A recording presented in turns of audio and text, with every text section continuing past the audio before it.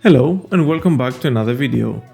You probably have seen that Adobe Illustrator has moved a step forward with adding some 3D tools on the software. These tools are real game changers if you use them wisely. The most impressive is the quality of the final render, considering that Adobe Illustrator is not a 3D software. So on this video we will see how a very simple shape can be transformed into a 3D beautiful design entirely made in Illustrator. So we have opened Illustrator and let's create a new document. I will create it 1920 by 1080. One thing we need to do first is to choose the color palette. Thankfully, Adobe has a tool which helps that a lot. We can either access it through libraries inside Illustrator, here, but it has even more options on the online version. If you go to color.adobe.com, the first thing you see is the option to create a palette by yourself.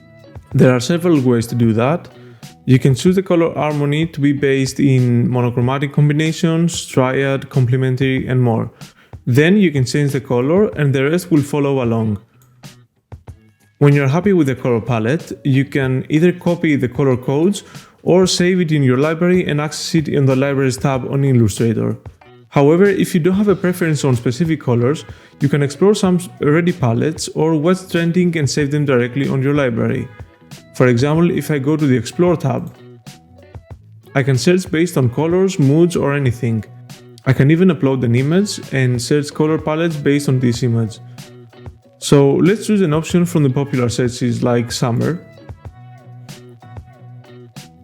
We can see the results. Okay, I like that one here, so I will save it to my libraries. And let's go back to Illustrator now. So here in my libraries window, we can see that it has been added here. If you don't see the libraries window, you can choose from the Windows tab at the top menu and open it. So it should look like this, and based where you save the color palette, for example, here you can choose folders. I have created one with my name, so I can find it here. So going back to my artboard, I will create a circle shape. I will choose the ellipse tool, and now I will create one right in the middle. Let's have both the libraries and the layers tab open.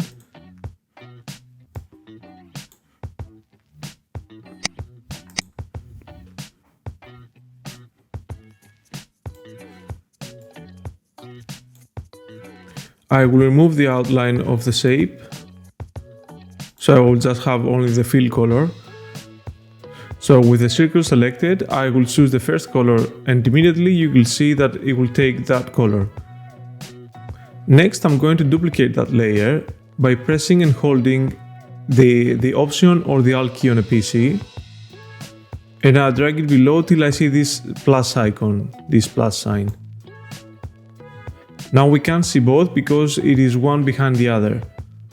So I have chosen the bottom layer, and by holding both the Shift and the Option or Alt key, I will increase the size.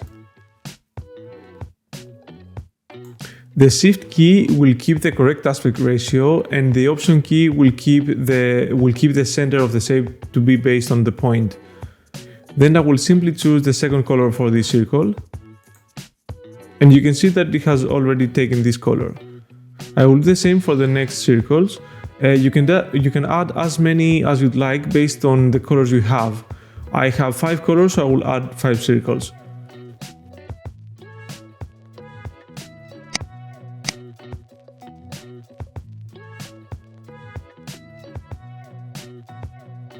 Okay, now that we have our shape ready, we need to group them. So I will select all, and I will press Command G or Control G on a PC. So we have one group now. And now I'm going to make it 3D.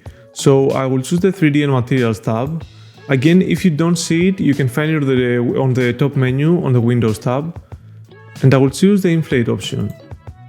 You can change the settings to how it looks better, but I'm pretty happy with it now. I'm just going to change the depth a bit. I think it looks fine now.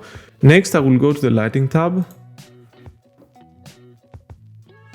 I will activate the shadow, which you can find it here.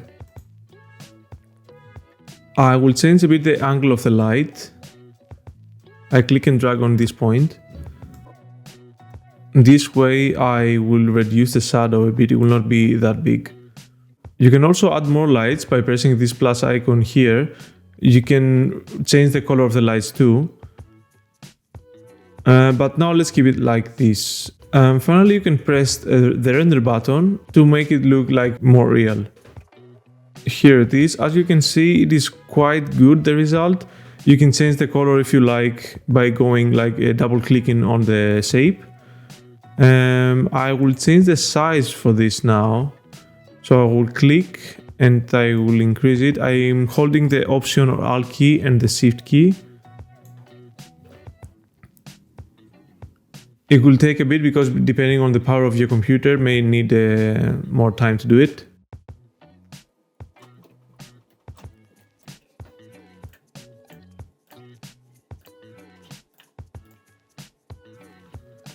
And that's pretty much it. I hope you found it useful, and if you have any questions, let me know in the comments below. If you'd like to support me, I will have links on the description for my Patreon page and my shops. For more tutorial videos, please like, share and subscribe. Till next time, take care.